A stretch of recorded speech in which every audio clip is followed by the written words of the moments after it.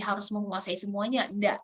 Pada akhirnya ini adalah tentang kita tahu posisi kita ada di mana dan kita menguasai menjadi ahli di bidangnya. Ibaratnya kalau ternyata ada 10, 15, 20 gitu skill yang dibutuhkan, mungkin kita hanya menguasai 3 sampai 4. Tapi karena kita menguasai menjadi ahli di bidang itu dengan sangat cepat bisa mengambil bagian. Karena sekarang bukan lagi tentang kita mampu atau tidak mampu, ini kita mau atau nggak mau. Karena informasi sudah beredar, sudah bisa tersebar sedemikian cepat. Ini adalah tentang seberapa besar rasa tanggung jawab kita untuk menjadi bagian dari perubahan kita itu muncul dalam diri kita. Nah, untuk itu, ketika ternyata Internet of Things itu menjadi salah satu jalannya, menjadi salah satu metode untuk menyampaikan quotes unquotes, karena pada akhirnya kan menyampaikan itu bisa dengan cara apa saja ya, banyak caranya. Baik itu dengan secara langsung, kalau sekarang berarti dengan sebutlah sosial media, yang memang anak muda sekarang menghabiskan waktu sangat banyak di sana. Yang bisa dengan cara menulis untuk Bapak Ibu atau teman-teman yang memang punya untuk bahkan dalam fotografi atau videografi dengan gambar-gambar yang bergerak atau dengan video-video yang dikumpulkan kemudian diberi sedikit tulisan, sekarang juga sudah bisa menyampaikan, bukan hanya menyampaikan, bahkan mempengaruhi orang tentang satu sudut pandang tertentu, sangat bisa. Untuk itu, saya mungkin akan sedikit masuk ke sini. Sebetulnya ini adalah refleksi, karena saya memulai dunia sosial media. Sebelumnya saya cukup konvensional untuk kalau menyampaikan atau kalau berdiskusi, termasuk kalau berbeda pandangan, itu lebih senang langsung on the spot. Jadi kalau memang kita pengen berdiskusi langsung keluar dari ruangan atau setelah selesai, kita baik-baik saja begitu. Tapi ketika 2019 pulang ke Indonesia, melihat dinamika masyarakat yang terjadi, ternyata menghabiskan waktu mengkonsumsi informasi itu lebih banyak dari sini, akhirnya berdiskusilah dengan teman-teman dan yuk kita coba dari apa yang kita bisa, yuk kita coba dari apa yang kita punya, karena memang yang kita punya saat itu sosial media, kita nggak punya privilege apa-apa untuk bisa langsung masuk media-media besar gitu. Ya, akhirnya kita mulailah dari sana. Kuncinya pada akhirnya adalah konsisten, karena without commitment, we never start, without consistency, we never finish. Tanpa komitmen kita nggak akan pernah memulai, tanpa konsisten kita nggak akan pernah selesai. Tadi izin lanjutkan dulu. Untuk itu, ketika kita memulai nih misalnya, karena Sally membaca nih dari KPI gitu ya, komisi dari tolong Sally diperbaiki kalau memang ternyata ini penyiaran Islam tentang dakwah di era sekarang, maka ini menarik bahwa ini bukan hanya tentang kontennya, tapi tentang konteks. Teman-teman atau Bapak Ibu nih misalnya, pernah nggak berada pada posisi atau melihat orang-orang di sekitar atau mungkin diri sendiri? Karena ini refleksi Sally juga beberapa tahun yang lalu. Kita melihat orang-orang atau mayoritas masyarakat yang punya kapasitas atau kapabilitas ilmu, nggak semuanya pada akhirnya bisa diterima oleh publik.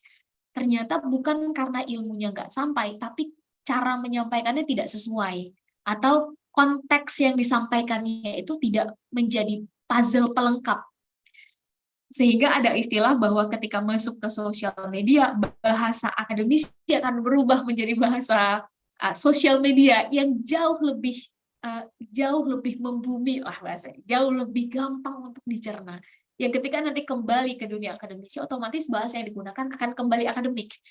Nah, ini menarik untuk melihat konteks yang terjadi ketika kita meriletkan atau menghubungkan makna Iqra itu bukan sekedar membaca literal, tapi beranilah untuk membaca situasi, kondisi, zaman, apa yang sedang terjadi, siapa target marketnya, siapa target pasarnya, siapa target yang akan melihat, menonton, membaca konten kita. Entah itu bentuknya tulisan, entah itu bentuknya video, entah itu bentuknya podcast, entah itu bentuknya silakan. Sekarang kan sudah banyak ya, sangat kreatif.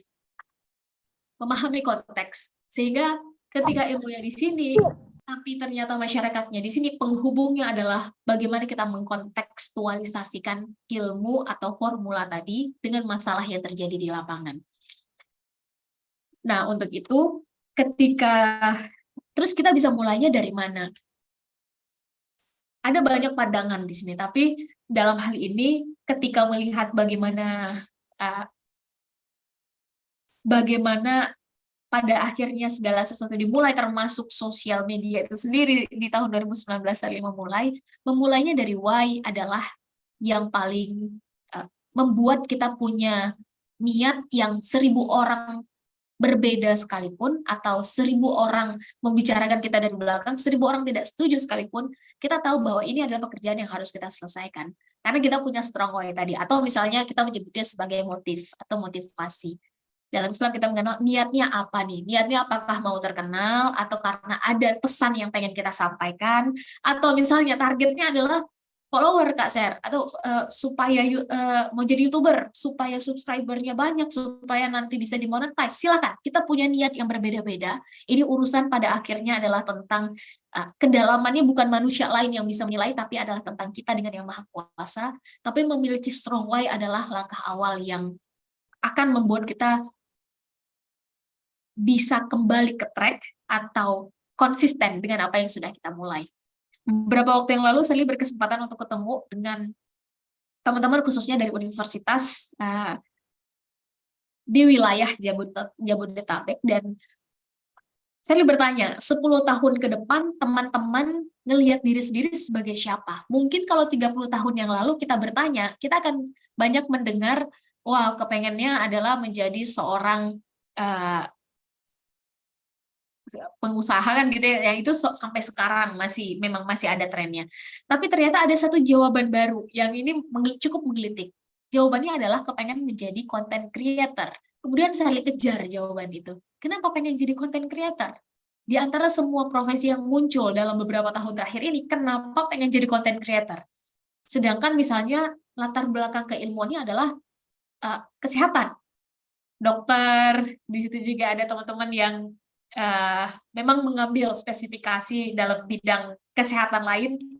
Maka ini menarik ketika pada akhirnya kita boleh punya latar belakang keilmuan yang berbeda, tapi ternyata tersambung pada satu sumbu, yaitu pengen agar bisa kebermanfaatannya bisa dirasakan seluas-luasnya. Kalau mungkin dulu dengan menyampaikan 1-2 pesan ada 10, 15, 20 orang, kalau sekarang ternyata dengan satu kali klik, pesan itu jauh lebih bisa tersebarkan. Badan boleh ada silakan, kita sekarang ada di mana? Di Indonesia. Tapi ternyata konten kita, Kak Sherly, itu bisa tersebar bukan hanya seluruh Indonesia yang menonton. Ternyata bukan hanya Asia Tenggara, seluruh dunia bisa menyaksikan itu. Syukur-syukur kalau kontennya baik. Tapi bagaimana kalau enggak? Sehingga jangan salahkan ketika yang beredar di tengah adalah konten-konten yang logical fallacy, yang tidak masuk akal begitu, kalau kita melihat, yang rasa-rasanya itu nggak mungkin dilakukan oleh anak SD, tapi kok itu bisa dilakukan, atau mungkin cara berpikirnya mulai kok tidak logis, tidak menggunakan akal sehat, tapi itu diterima ketika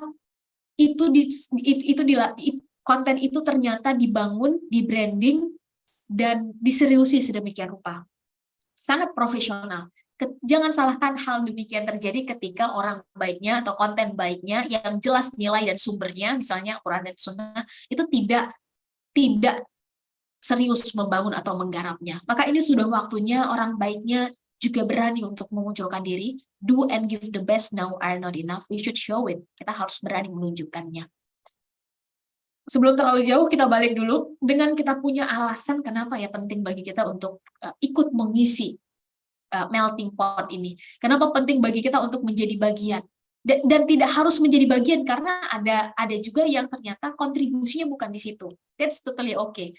Tapi setidaknya hipotesis ini sekarang menjadi kesimpulan, setidaknya sampai sekarang ya, karena kan everything changes. Tapi setidaknya sekarang menjadi kesimpulan bagi Sherly bahwa pencapaian tertinggi yang bisa dibuat oleh seorang anak manusia adalah saat hadirnya bisa ngasih impact untuk orang-orang sekitarnya. Khairun nas anfa'uhum linnas. Sebaik-baik manusia adalah yang bisa bermanfaat sesuai dengan bidang dan potensi yang menjadi wasilah dari Yang Maha Kuasa pada dirinya untuk berkarya. Untuk itu nggak perlu kita bandingkan antara Zaid bin Sabit misalnya dengan kemampuan linguistiknya, terus mau kita bandingkan dengan Khalid bin Walid dengan kemampuan kinestetiknya. Ini dua potensi, dua kelebihan dua strength, dua kekuatan yang berbeda di bidang yang berbeda, tapi menjadi terbaik di bidangnya masing-masing dan mampu mempengaruhi, dan mampu bermanfaat, mampu memberikan impact. Nah, untuk itu dari situ setelah kita tahu kenapa ya penting bagi kita untuk, silakan teman-teman misalnya targetnya adalah menjadi titik-titik kita. Mungkin profesinya belum ada sekarang tapi 10 tahun lagi akan ada, atau mungkin itu sudah ada sekarang dan akan mengalami sedikit kurang lebihnya perubahan, baru kita mulai gimana ya caranya. Apakah benar menggunakan Internet of Things adalah cara paling efektif dan efisien? Atau jangan-jangan dengan situasi dan kondisi di wilayah kita, offline itu jauh lebih efektif, Kak Sari. Silakan. Karena setiap daerah tentu punya keunikan, ciri khas, dan perbedaan situasi dan lingkungan. Dan ini yang membuat manusia itu tetap menjadi sentral dari perubahan itu sendiri, atau sentral dari peradaban. Nggak akan bisa pada akhirnya posisi guru, misalnya ya, tadi kan sempat dibahas kalau dulu influencer itu adalah guru, itu digantikan mutlak 100% oleh artificial intelligence, itu nggak akan bisa. Karena pada akhirnya tetap ada jiwa-jiwa, sisi-sisi kemanusiaan yang itu harus juga langsung dirasakan oleh manusia. Tapi nanti ini kita boleh berdiskusi sekiranya ada yang berbeda pandangan. Sehingga cara siasat akan sangat fleksibel, dan kita memulainya dari apa, itu menjadi lingkaran terakhir. Saya izin lanjut dulu agar kita segera cepat selesai dulu.